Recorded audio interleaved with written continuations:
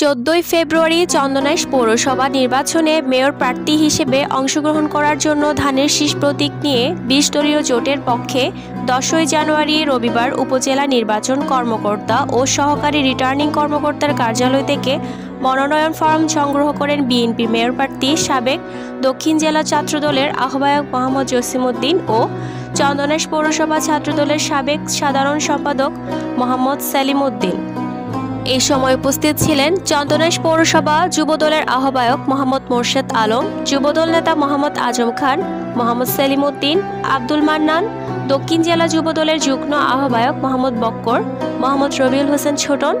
অন্যান্যদের মধ্যে উপস্থিত ছিলেন মোহাম্মদ সুমন টিপু, মোহাম্মদ সেলিম উদ্দিন, জাফর শাহাদাত, মোহাম্মদ ফারুক, আমজাদ, সাইফুল, সাকিব, সায়েম, রাসেল, ইরফান, লোকমান সহ স্থানীয় রাজনৈতিক নেতৃবৃন্দ। দলের দুই সময়ের কাণ্ডারি দুই মেয়র প্রার্থী মনোনয়ন ফর্ম সংগ্রহ করার পর ডিএফ বাংলা নিউজের এক সাক্ষাৎকারে বলেন,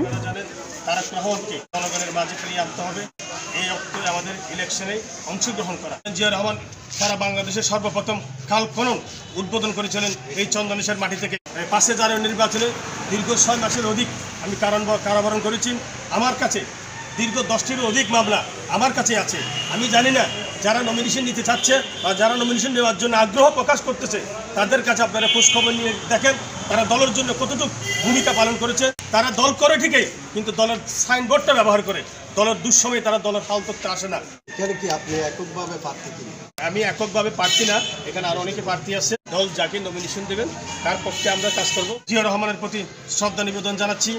দল যদি আমাকে নমিনেশন দেয় নিশ্চয়ই আমি বিজয় হব, এই প্রত্যাশা আমি রাখতেছি। ধানের শীষের প্রতীক নিয়ে একসাথে নির্বাচন করবো ইনশাআল্লাহ।